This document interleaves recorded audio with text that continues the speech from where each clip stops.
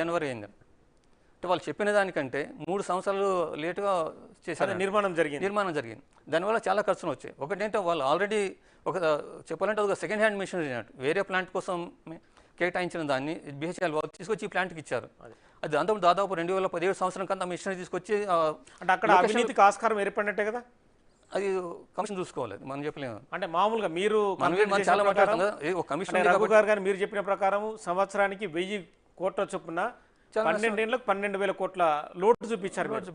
కానీ దాని సమస్య అంటే దానివల్ల ఆ మిషనరీతో పాటు అది దాదాపు అంటే 2006-2000 సంవత్సరంలో ఫ్యాబ్రికేట్ చేసిన మిషనరీ అంటూ దాన్ని 2017 సంవత్సరం అంతా తీసుకొచ్చి ప్లాంట్ లొకేషన్ దగ్గర పెట్టేశారు. దాన్ని ఎస్టాబ్లిష్ చేయటప్పుడు దాదాపు 2019-20 అంటే 2 సంవత్సరాల పాటు ఆ మిషనరీ అంతా ఓపెన్ దీంట్లో ఉండిపోయిందంట. కానీ 2020 సంవత్సరం తర్వాత భద్రాద్రి ప్లాంట్లో ఉత్పత్తి మొదలుపెట్టిన తర్వాత వాళ్ళకి చాలా సమస్యలు వచ్చాయంట. అంటే ఏ దేశంలో ఏ పవర్ ప్లాంట్కి రాని సమయంలో ఆల్రెడీ వాళ్ళకు సెకండ్ హ్యాండ్ మిషనరీ వాడుతున్నట్టే ఉన్నదండి, కొత్త మిషనరీ వాడుతున్నట్టు. భద్రాద్రి పవర్ ప్లాంట్ పరిస్థితి ఏంటి సార్ ఇప్పుడు? అంటే చాలా గందరగోళంలో ఉన్నదండి. సరిగ్గా మిషన్ నడవడం లేదు, దాని వారి రిపేర్లకే ఖర్చులు అయిపోతున్నాయి. అంటే ఆల్మోస్ట్ ఉత్పత్తి పరిస్థితి ఏంటి? పవర్ శాతం అంటే ప్రతి పవర్ ప్లాంట్ ఈ అగ్రిమెంట్ లోపల మిషన్ చేసేటప్పుడు అందులో స్పేర్ పార్ట్స్ కూడా సప్లై చేయాలంటే కొంత 4%.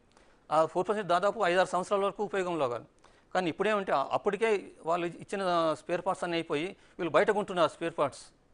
అంటే ఆ ఖర్చు ఇంకా అధికం అన్నట్టు. అంటే ఇటు పర్యావరణ రకంగా దాని నుంచి నష్టము, ఇటు ఆర్థికంగా కూడా దాన్ని వచ్చే విద్యుత్ ఉత్పత్తి ఖర్చు రాను పెరుగుతుంది కాబట్టి నష్టం జరుగుతుంది. అది ఒకటి. ఇంకొకటి 3వ పేజీకి వెళ్ళండి. దానితో పాటు భద్రాద్రి ప్లాంట్ లొకేట్ చేసి కూడా చూడండి సార్. ఈఆర్సీ తీర్పు వెలువడినచో వారు ఎలక్ట్రిసిటీ అప్లైట్ ట్రిబ్యునల్ అప్పీల్ చేసుకోవచ్చు. ఛత్తీస్గఢ్ నుంచి రాష్ట్ర విద్యుత్ సంస్థలు కరెంటు కొనుగోలు చేయడంపై నాటి తెలుగుదేశం ఎమ్మెల్యే శ్రీ రేవంత్ రెడ్డి గారు తెలంగాణ ఈఆర్సీకి తగిన అభ్యంతరాలు తెలియజేయడం జరిగిందని ఇక్కడ ఆరోపణ చేస్తున్నాడు. ఆయన ఆక్షేపణలు పరిగణలోకి తీసుకున్న తర్వాత తెలంగాణ విద్యుత్ సంస్థలు ఏ ప్లాంట్ గురించి చెప్తున్నాడు అన్నది క్లియర్గా లేదు. జనరల్ కామెంట్స్ ఇస్తున్నారు అందులో, కానీ ఏ ప్లాంట్ గురించి చేసిన నాకు గుర్తున్న తర్వాత రేవంత్ రెడ్డి గారు గడిచిన సంవత్సరం ఇప్పుడు రాష్ట్రంలో రాజకీయ మార్పుల కారణంగా రేవంత్ రెడ్డి గారు ముఖ్యమంత్రి బాధ్యతలు స్వీకరించడం జరిగింది. తదనంతరం రేవంత్ రెడ్డి గారి ప్రభుత్వం గొప్ప విద్యుత్ విజయాలను సాధించిన గత ప్రభుత్వానికి దురుద్దేశాలను ఆపాదిస్తుంది అనేది శ్వేతపత్రాలను విడుదల చేయడం జరిగిందని ఇక్కడ ఆరోపణ. అలాగే రాష్ట్ర శాసనసభలో చర్చలు కూడా జరిగాయి. ఎలక్ట్రిసిటీ రెగ్యులేటరీ సంస్థలు వెలువరించిన తీర్పులపై ఎంక్వైరీలు చేయకూడదన్న, ఎంక్వైరీ కమిషన్లు వేయకూడదన్న కనీస ఇంగితాన్ని కూడా రేవంత్ రెడ్డి ప్రభుత్వం కోల్పోయిందనేది చెప్తున్నారు. అంటే మామూలుగా జ్యుడిషియరీ కమిషనర్ వేయకూడదు అనేది అక్కడ క్లియర్ గా కేసీఆర్ అంటున్నాడు. కానీ అది ఎంతవరకు వాస్తవం, ఎంతవరకు? ఇప్పుడు జస్టిస్ నరసింహారెడ్డి కమిషన్ వేసింది రెగ్యులేటరీ కమిషన్ ఇచ్చిన ఆర్డర్లను వెరిఫై చేయమని కాదు. ఇంతలో ఆయా యాదాద్రిలో కానీ భద్రాద్రిలో కానీ అట్లాగే ఈ ఛత్తీస్గఢ్ నుంచి కొంటున్న విద్యుత్ లోపల ఎటువంటి ఏమన్నా సరైన ఈ పద్ధతులు ఫాలో చేశారా లేదా, దానిలో లాభ నష్టాలు ఏమున్నాయి దాన్ని విచారించడం. కానీ తెలంగాణ రెగ్యులేటరీ కమిషన్ సరిగ్గా పనిచేసిందా లేదా అన్నది జస్టిస్ నరసింహారెడ్డి కమిషన్ గారి టర్మ్స్ ఆఫ్ రిఫరెన్స్లో ఉన్నది కాదు. ముఖ్యంగా ఈ మూడు విద్యుత్ కేంద్రాలకు సంబంధించిన లాభ నష్టాలను బేరీజ్ చేయడం కోసం అందులో ఏమైనా జరిగే నష్టాలను లేదా దాన్ని ఎట్లా చూసుకోవాలి దాని గురించే. కానీ ఈ రెగ్యులేటరీ కమిషన్ యొక్క హైకోర్టు మాజీ న్యాయమూర్తిగా వ్యవహరించిన మీరు న్యాయ ప్రాధికార సంస్థలైన ఈఆర్సీలు వెలువరించిన తీర్పులపై ఎంక్వైరీ కమిషన్ ఏర్పాటు చేయడం చట్ట విరుద్ధం. ప్రభుత్వానికి బాధ్యతలు స్వీకరించడం కూడా విచారకరం.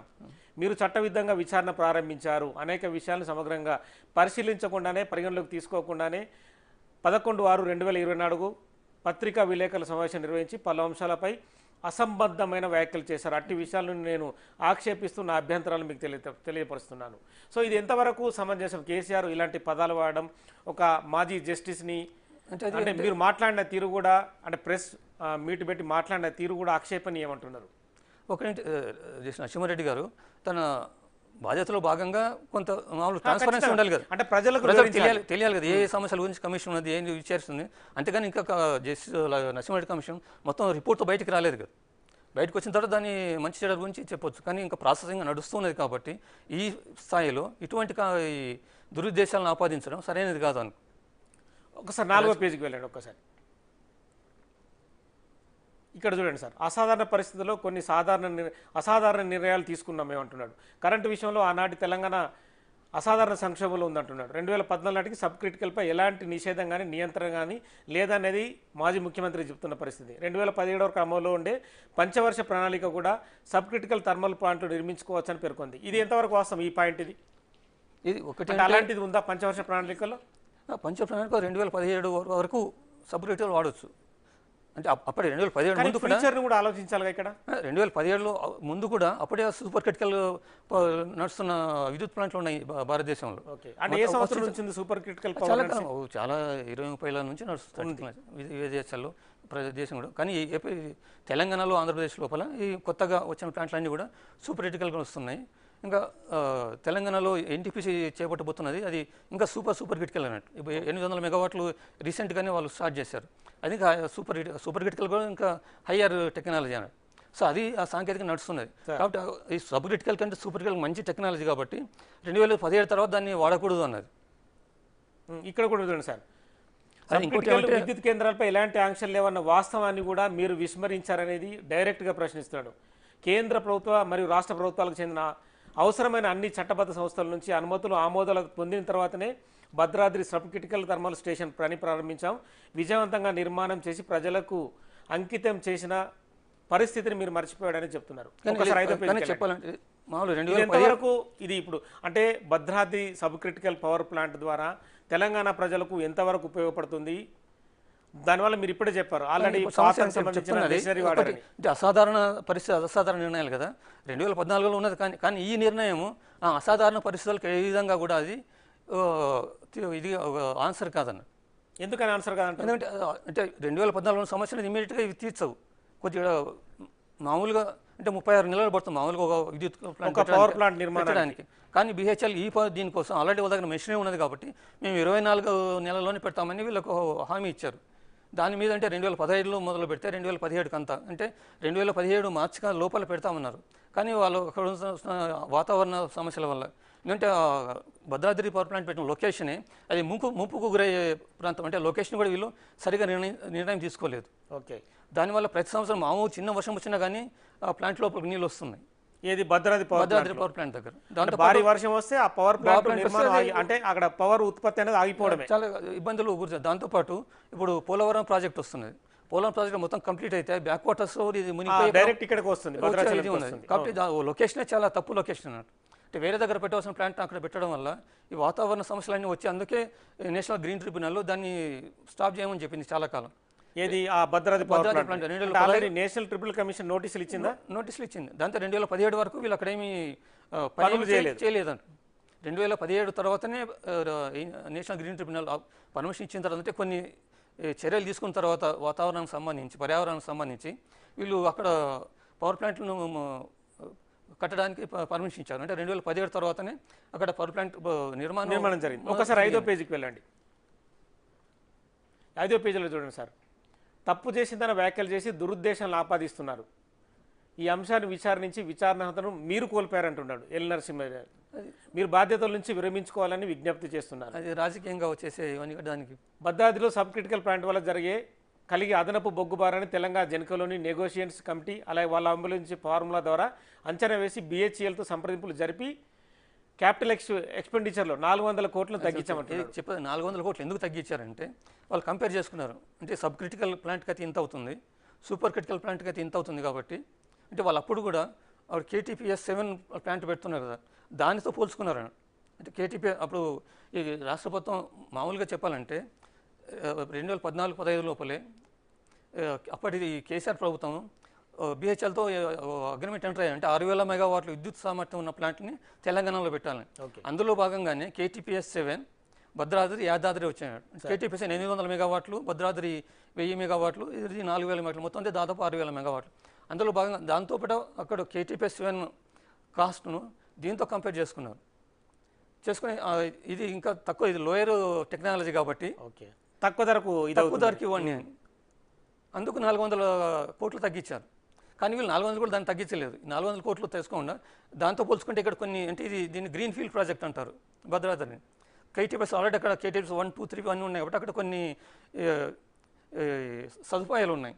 కానీ ఇక్కడ కొత్త సదుపాయాలు కావాలి కాబట్టి దీనికి ఇంకా 400 కోట్లు అదనంగా ఖర్చు అవుతుంది కాబట్టి ఈ 400 కోట్లు 400 కోట్లను అడ్జస్ట్ చేసుకున్నారు. ఓకే, అంటే వాళ్ళ సొంత జేబులోకి పోయినాయి. అంటే నిజంగా 400 కోట్లు తగ్గలేదు. అదే ఇప్పుడు ఈ అంటే రాష్ట్రానికి భారీ నష్టం వాటిల్తున్నట్టు మీరు చేసిన వ్యాఖ్యలు అసమంజసం. కనీస పరిజ్ఞానం ఉన్న ఎవరు కూడా వాటిని అంగీకరించరు. మీరు విచారణ అర్హతను కోల్పోయారు, ఈ బాధ్యత నుంచి విరమించుకోవాలని విజ్ఞప్తి చేస్తున్నాను. భద్రాద్రి థర్మల్ ప్లాంట్ నిర్మాణం చేపట్టే దశలో తెలంగాణ రాష్ట్రం విద్యుత్ లోట్లో ఉందని మళ్ళీ చెప్తూ 2014లో రాష్ట్రం ఏర్పడిన తర్వాత తెలంగాణ ఎంతటి తీవ్ర సంక్షోభం, అలాగే మిగతా అప్పటి తెలంగాణ నేషనల్ గ్రిడ్ కనెక్ట్ కాకుండా కేవలం దక్షిణ గ్రిడ్లో ఉందని చూపిస్తున్నాడు. ఒక్కసారి 6వ పేజీకి వెళ్ళండి. సో ఇలాంటి అంశాలను ఎలా చూడొచ్చు సార్? మీరేమో super power critical power plant అనేది ఖచ్చితంగా పెట్టాల్సిందనేది మీరు కూడా పలుసార్లు చెప్పిన పరిస్థితి. ఇప్పుడు ఇది కాబట్టి ఇప్పుడైతే 2014 చెప్తున్నది కూడా అంటే దక్షిణ భారతం విద్యుత్ తీసుకురావడానికి ట్రాన్స్మిషన్ ఫెసిలిటీ లేదు. అది 2017 తర్వాతనే Dichpally to north transmission corridor వచ్చింది. అంతవరకు లేకపోతే ఛత్తీస్గఢ్ నుంచి పవర్ తీసుకురాము. కానీ 2016 లోపల అప్పటి విద్యుత్ శాఖ ప్రిన్సిపల్ సెక్రటరీ రెగ్యులేటర్ కమిషన్ ఉత్తరం రాశారు. అంటే 2016 నుంచి కొన్ని రోజుల లోపల నార్త్ సౌత్ లింక్ చేసే ట్రాన్స్మిషన్ క్యారిడార్ ఓపెన్ అవుతుంది కాబట్టి ఛత్తీస్గఢ్ నుంచి వచ్చే పవర్ యొక్క కాస్ట్ ఎక్కువ ఉన్నది కాబట్టి ఓపెన్ బిడ్ అంటే అప్పటికే ఉత్తర భారతంలో సర్ప్లస్ ఉన్న రాష్ట్రాల ఉత్తరప్రదేశ్ ప్రాంతంలో చాలా ప్లాంట్లు సర్ప్లస్ ఊరి మూలబడి ఉన్నాయి, ఉపయోగం లేక. సో ఓపెన్ కాంపిటేటివ్ బిడ్డింగ్ ద్వారా మనం వెళ్తే ఇంకా తక్కువ ఖర్చుకు మనం విద్యుత్తుని తీసుకురావచ్చు. కాబట్టి మనం ఛత్తీస్గఢ్ ఉన్న విద్యుత్ ధర ఎంత సార్? ఎంత పెట్టి మన రాష్ట్రానికి అంటే తెలంగాణ రాష్ట్రానికి విద్యుత్ కొన్న పరిస్థితి? అప్పుడు దాదాపు ₹3, ₹3.5, ₹4 వరకు వచ్చేది అన్నట్టు. ₹4 ₹4 అంటే తెలంగాణ రాష్ట్రం ఎంత పెట్టింది సార్ ఒక యూనిట్కి? అంటే మా ఆవరేజ్ ₹4.20 ఒకటి. అంటే ఇప్పుడు మామూలు ఛత్తీస్గఢ్ తీసుకుంటే అప్పుడే regulator commission Chhattisgarh regulator commission ఓ యూనిట్ అంటే టెంపరీగా ప్రొవిజనల్గా ₹3.90 టారిఫ్ నిర్ణయించింది. దాంతోపాటు అంటే మొత్తం వాళ్ళు ఏం చేస్తారు, ఒరిజినల్ అగ్రిమెంట్ ప్రకారం ₹3.90 సప్లై చేస్తామని. కానీ కొన్ని నెలలు పోయిన తర్వాత దానికి వేరే ఖర్చులన్నీ కలపడం మొదలుపెట్టారు. ట్యాక్సులు, ఎలక్ట్రిసిటీ డ్యూటీ అని ఒకటి ఉంటుంది, తర్వాత స్టేట్ ట్రాన్స్కో అంటే మన తెలంగాణ ట్రాన్స్కో అట్లాగే ఛత్తీస్గఢ్ ట్రాన్స్కో ఉన్నది. ఒరిజినల్గా దాని ప్రకారం అంటే ఛత్తీస్గఢ్ ట్రాన్స్కో దాన్ని ఖర్చులు వసూలు చేయదని అగ్రిమెంట్ ఒప్పందం. కానీ దాన్ని కూడా పక్కన పెట్టేసి ఆ స్టేట్ ట్రాన్స్మిషన్ యూటిలిటీ ఖర్చులు కూడా యాడ్ చేశారు. తర్వాత అక్కడున్న ఎంప్లాయీస్ పెన్షన్ బర్డన్ దాని మీద పెట్టారు. అట్లాగే తర్వాత మార్కెటింగ్ మార్జిన్ యాడ్ చేశారు. తర్వాత ఈ ఫ్యూయల్ సర్చార్జ్ అడ్జస్ట్మెంట్ అంటారు. మొత్తం అన్ని ఖర్చులు నేను కలిపితే దాదాపు ₹5 దాటిపోతుంది అన్నట్టు. ₹5.50 పైన. దాంతోపాటు ఇప్పుడు ఆ విద్యుత్తును సరఫరా చేయడం కోసం 1000 మెగావాట్ల ట్రాన్స్మిషన్ అగ్రిమెంట్ తీసుకున్నారు, ట్రాన్స్మిషన్ కెపాసిటీని. అది ఎన్ని సంవత్సరాల ఒప్పందం సార్ ఛత్తీస్గఢ్ నుంచి తెలంగాణ రాష్ట్రానికి? అది నడుస్తున్నది, కానీ అది 2022 ఏప్రిల్కి అంతా అది వాళ్ళు పవర్ను సప్లై చేయడం మానేశారు. కానీ అప్పటి నుంచి కూడా అంటే మొదలుపెట్టిన 2017 సంవత్సరం నుంచి కూడా ఎప్పుడు వాళ్ళు 100% విద్యుత్తును సరఫరా చేయలేదు తెలంగాణకు. అది మామూలుగా డబ్బులు మాత్రం చెల్లించాల్సిందే కదా. ఇది అంటే ఈ ట్రాన్స్మిషన్ కెపాసిటీ ఉన్నది 1000 మెగావాట్లకు. 1000 మెగావాట్ల దాన్ని మనం వాడిన వాళ్ళు ఇచ్చిన తీసుకున్న ప్రకారం డబ్బులు చెల్లించాలి.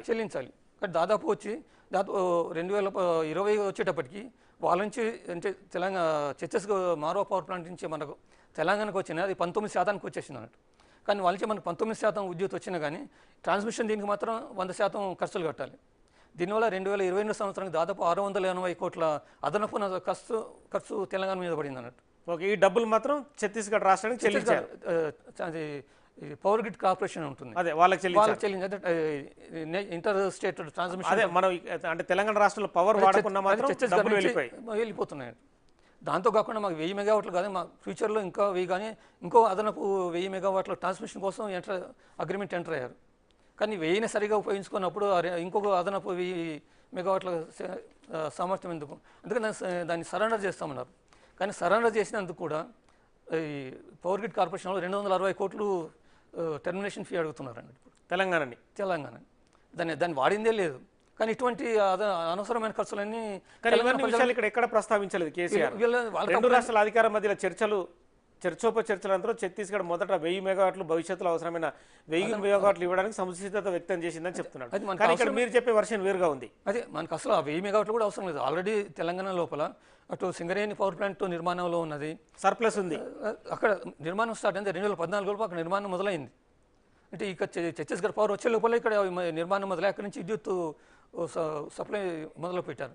అట్లాగే కాకతీయ థర్మల్ పవర్ ప్లాంట్ నుంచి విద్యుత్ ఉత్పత్తి మొదలైంది. కానీ వీటన్నిటి వల్ల 2017 సంవత్సరాంతానికి తెలంగాణలో సర్ప్లస్ విద్యుత్ వచ్చేసింది.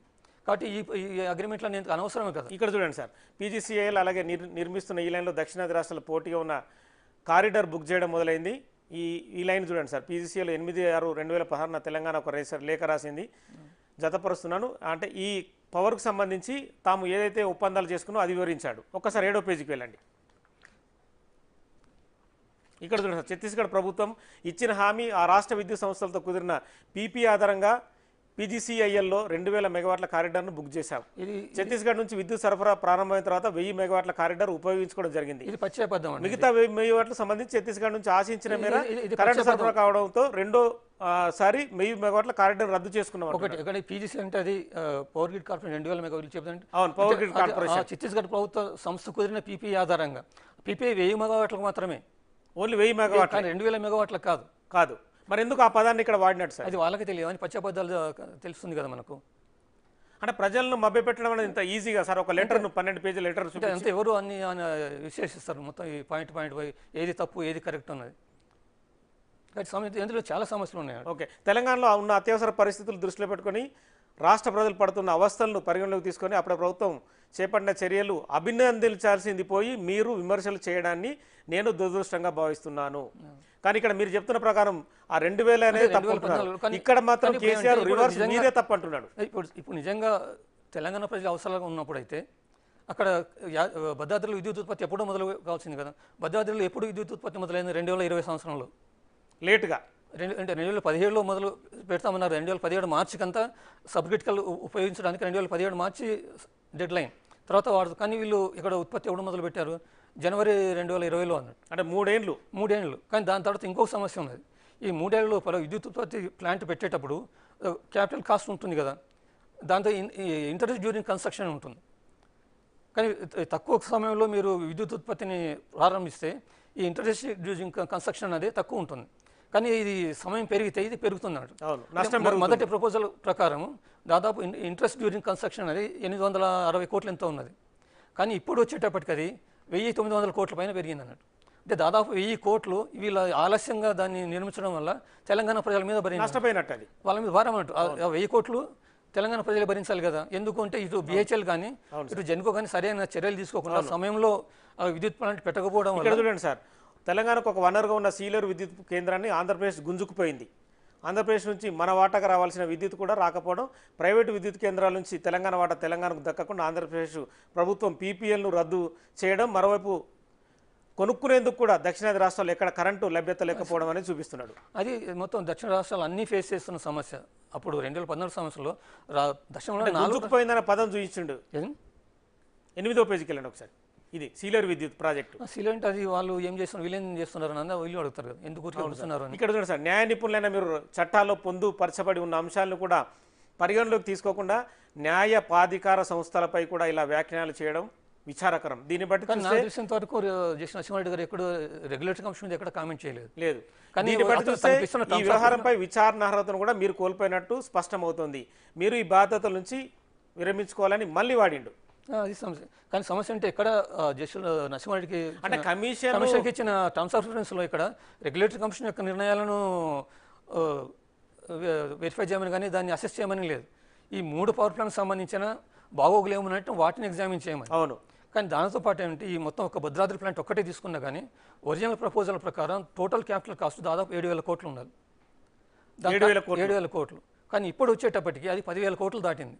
మళ్ళీ 3,000 కోట్లు నష్టమే కదా సార్. అది భారం కదా. దాంట్లోపల మీరు ఇప్పుడు ఇంట్రెస్ట్ డ్యూరింగ్ కన్స్ట్రక్షన్ కదా, అది ఒకటి.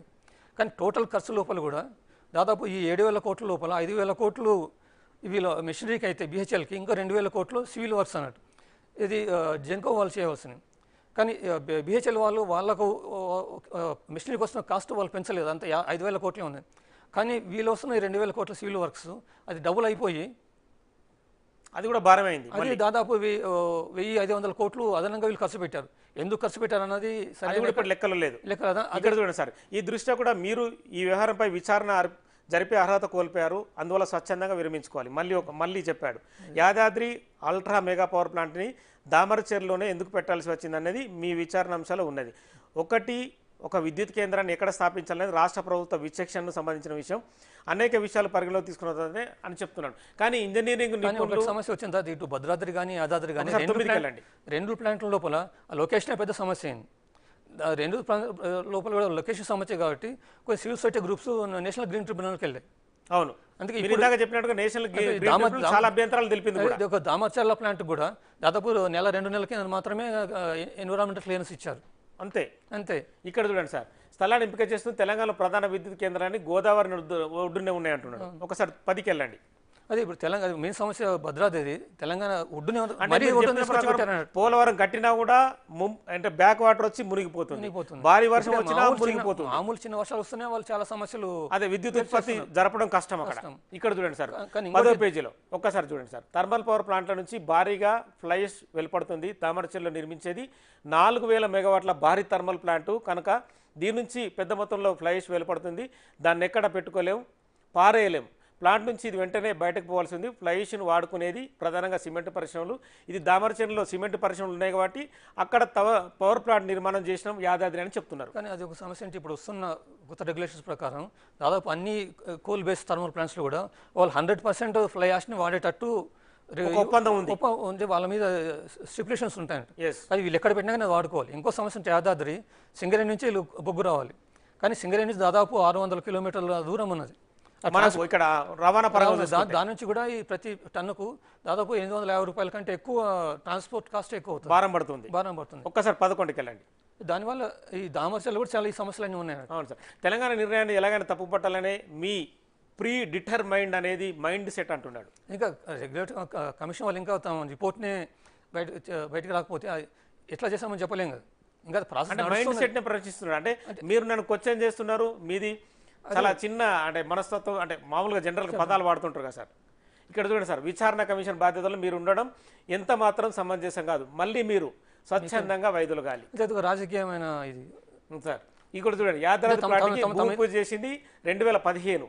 తెలంగాణ ఏర్పడి సరిగ్గా ఏడాదికి చాలా రోజుల పాటు దీని పర్యావరణ అనుమతి లభించలే అనేది మీరు ఇందాక చెప్పారు. తర్వాత ఈ వాస్తవాలు వేటిని గుర్తించకుండా ప్రాజెక్టు సకాలంలో పూర్తి కాలేదని మీరు చెప్పడం అసమంజసమని చెప్పుకొస్తున్నాడు. అలాగే గత ప్రభుత్వాన్ని బదనాం చేయాలనే మీ ధోరణికి నిదర్శనం కూడా.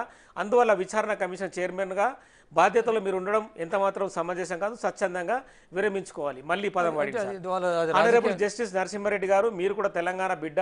2014 ముందు తెలంగాణలో కరెంటు పరిస్థితి ఎట్లున్నదో తర్వాత ఎట్లున్నదో అందరితో పాటు మీకు తెలుసు అన్నాడు. ఒకసారి 12వ పేజీ ఎలా చెప్పచ్చు సార్? అంటే మీరు నన్ను టార్గెట్ చేస్తే విచారణ చేస్తున్నారు తప్పితే అందులో ప్రధాన అంశాలు ఏవి కూడా మామూలుగా టీఆర్ఎస్ వాళ్ళు చంద్రశేఖరరావు తీసుకొస్తానంటే ఇది తెలంగాణ అవసరాల కోసం తీసుకొస్తున్నాము, తెలంగాణ అవసరాలను తీర్చడం కోసం తీసుకొస్తున్నాను. కానీ ఇప్పుడు ఉన్న సమస్య ఏంటంటే ఈ 3 పవర్ ప్లాంట్ కూడా తెలంగాణకు ఒక గుదిబండగా తయారైపోయి, వాటి వచ్చి అత్యధిక ఖర్చుల వల్ల తెలంగాణకు అవసరాలను తీర్చడం పోయింది. ఇంతవరకు యాదాద్రి పవర్ ప్లాంట్ ఇంతవరకు అక్కడ ఉత్పత్తి మొదలు కాలేదు. జస్ట్ కొన్ని రోజుల కింద అక్కడ ఫస్ట్ యూనిట్కు ఇది బాయిలర్ లైటింగ్ కార్యక్రమం నడిచింది. ఓన్లీ ఎక్కడ మన యాదాద్రిలో యాదాద్రి ఇది కూడా చాలా ఎప్పుడో 2-3 సంవత్సరాల కిందనే అక్కడ విద్యుత్ ఉత్పత్తి ప్రారంభం కావాలి. ఇంతవరకు ఎందుకు ప్రారంభం కాలేదంటే అది వీళ్ళు ఇటు నేషనల్ గ్రిడ్ ట్రిబ్యునల్ యొక్క తప్పు కాదు, లేకపోతే ఇటు వేరే అంటే అక్కడ సమస్యలు లేవుతుంది ప్రజలు కాదు, వీళ్ళు సరైన ప్రణాళిక చేయకపోవడం సరైన తప్పు. ఇక్కడ చూడండి సార్, రాజకీయ కక్షతో నన్ను అప్పటి ప్రభుత్వాన్ని అప్రతిష్ట పాలు చేయడానికే కాంగ్రెస్ ప్రభుత్వం విచారణ కమిషన్ ఏర్పాటు చేసింది. 24 గంటల నాణ్యమైన కరెంటు ఇచ్చిన అందరికీ తెలుసు. తక్కువ చేసి చూపించడానికే ప్రస్తుత ప్రభుత్వం ప్రయత్నిస్తుంది. అత్యంత దురదృష్టకరం.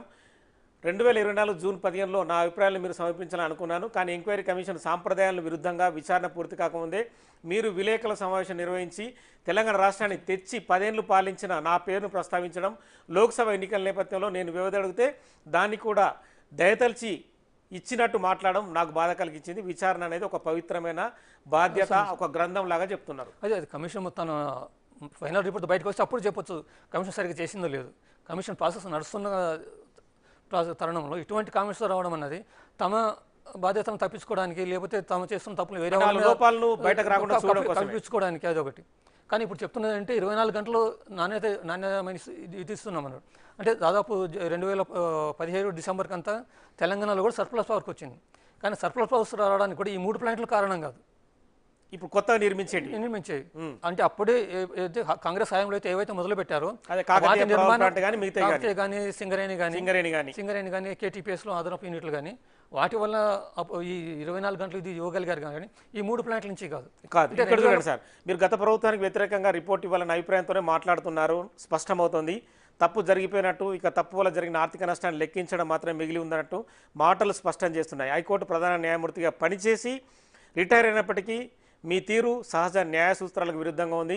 విచారణ పూర్తి కాకముందే తీర్పు ప్రకటించినట్టుగా మీ మాటలున్నాయి. మీ విచారణలో నిష్పక్షత ఎంత మాత్రం లేదు. ఇప్పుడు నేను మీ ముందు హాజరై ఏం చెప్పినా ప్రయోజనం ఉండదు, పైన పేర్కొన్న అన్ని అంశాల పరిగణలోకి తీసుకొని మీరు ఎంక్వైరీ కమిషన్ బాధ్యతల నుంచి స్వచ్ఛంగా మళ్ళీ అదే వైదొలగాలి కదా ఏమి నిజంగా సార్. జరిగింది అంటే ఒక మాజీ ముఖ్యమంత్రిని విచారించే క్రమంలో ఇది మాజీ మామూలుగా ఎవరైనా సరే ఇది మాజీ ముఖ్యమంత్రి విచారించడం లేదు కదా, కొన్ని సమస్యలు ఉన్నాయి, అవి సరిగా అంటే వాటిని వీళ్ళు ఎట్లా జరిగింది అనేది భాగంగా దాన్ని తెలుసుకోవడం కోసం ఎవరెవరైతే నిర్ణయాలు తీసుకున్నారో వాళ్ళ నుంచి వాళ్ళ రెస్పాన్స్ అడుగుతుంది, కానీ మీరంతా తప్పు చేశారు అని చెప్పడం లేదు కదా. కానీ రెస్పాన్సిబిలిటీ ఇక్కడ ఫీల్ గా అయినట్టుగా కనిపిస్తలేదు కదా సార్ 12 పేజీలు లేక. తప్పించుకోవడానికే సమస్య అండి ఇది కాదు, ఇది యాక్చువల్గా జరిగింది, ఇందువల్ల ఖర్చులు పెరిగింది, మొత్తం డీటెయిల్గా కమిషన్ ముందు ప్రజెంట్ చేసి ఉంటే ఇంత సమయం ఇవన్నీ తెలిసేది కదా, ప్రజలు కూడా తెలిసేది కదా నిజంగా ఏం జరుగుతున్నది. ఒక భద్రాధార్యం తీసుకుంటే ఎందుకు 7,000 కోట్ల ఖర్చు 10,000 కోట్లకి ఎరిగింది, అది ఎందుకు వివరిస్తే సరిపోయేది కదా. అట్లా ఎందుకు యాదాద్రి కూడా ఎప్పుడో 3 సంవత్సరాల కింద ప్రారంభించగాల్సింది, ఇంతవరకు కూడా ఎందుకు ప్రారంభం కాలేదు, ఏం సమస్యలు డీటెయిల్గా. కానీ యాదాద్రికి ఇప్పటికి కూడా ఒక రైల్వే లైన్ నిర్మాణం అనేది జరగకుండా నిర్మించడం అనేది ఎంతవరకు అది కరెక్ట్ అనేది అంటే మీకు తెలిసిన ప్రకారం అంటే మామూలు దాదాపు 50-60 సంవత్సరం నుంచి జెన్కో విద్యుత్ పవర్ ప్లాంట్లు పెడుతున్నది, ఎట్లా దానికి అవసరమైన విద్యుత్తును భూమిని సేకరించాలని వాళ్ళకి తెలుసు కదా రూల్స్.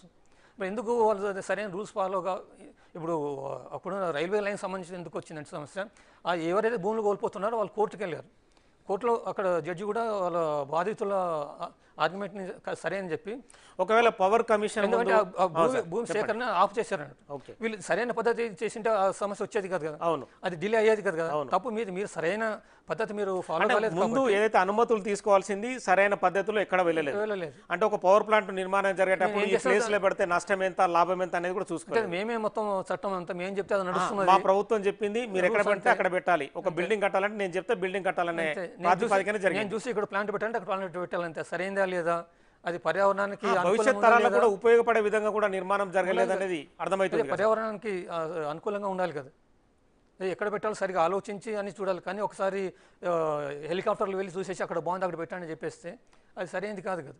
మొత్తం అందరి నిపుణుల ఒపీనియన్స్ తీసుకొని ఇంజనీరింగ్ నిపుణులు కానీ టెక్నికల్ నిపుణులు కానీ తీసుకొని సరైన ప్రాంతంలో సరిగా పెడితే ఇన్ని సమస్యలు వచ్చేవి కాదు కదా. పవర్ కమిషన్ ముందు హాజరు కాననేది లేఖలో స్పష్టంగా తెలియజేసిండు.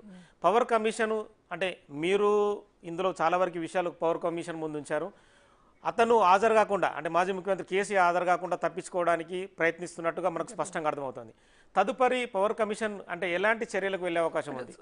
కమిషన్ ఆఫ్ ఎంక్వైరీ యాక్ట్ కింద కమిషన్కు చాలా అధికారాలు ఉంటాయి. కమిషన్ చెప్పంటే వీళ్ళు ఇతను కూడా ఒక one of the parties to the total decision making కాబట్టి ఇతను చంద్రశేఖరరావు నుంచి తన అభిప్రాయం తెలుసుకోవడం కోసం ఒక మామూలుగా ప్రాసెస్లో ఉత్తరం రాసింది. దానికి సరైన ఇట్లా తప్పించుకోకుండా సరైన ఎందుకు నిజంగా జరిగిందో మొత్తం ఎక్స్ప్లెయిన్ చేసింటే కమిషన్ కూడా కొన్ని విషయాలు తెలిసేమన్నట్టు. 18వ తారీఖు రోజు మిమ్మల్ని కూడా పిలిచినట్టుగా ఉంది సార్, రఘుని కానీ మిమ్మల్ని కానీ వేణుగోపాలరావు గారిని ఒక్కొక్క రోజు పిలుస్తున్నారు, పోయిన తర్వాత తెలుస్తుంది ఎట్లా ఏమిటి అన్నది. సో మొత్తానికైతే తెలంగాణ జరిగిన విద్యుత్ కొనుగోలుకు సంబంధించి కమిషన్ విచారణార్హం కాదని చెప్పి 12 సార్లు కమిషన్ చైర్మన్ ఎల్ నరసింహారెడ్డిని తను విమర్శించిన పరిస్థితి. కమిషనే విచారణార్హం కాదు, వాళ్ళంతా నిష్పక్షపాతంగా విచారణ జరపడం లేదు. తెలంగాణ ఏదైతే విద్యుత్ కొనుగోలుకు సంబంధించి నానా కష్టాలు పడుతుంటేనే విద్యుత్ ప్లాంట్ల నిర్మాణం జరిగింది, అలాగే ఛత్తీస్గఢ్ విద్యుత్ కొనుగోలు ఒప్పందం జరిగిందని చెప్తున్న పరిస్థితి.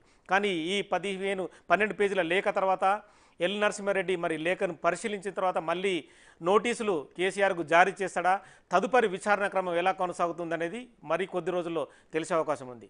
Signing off, keep watching Big TV.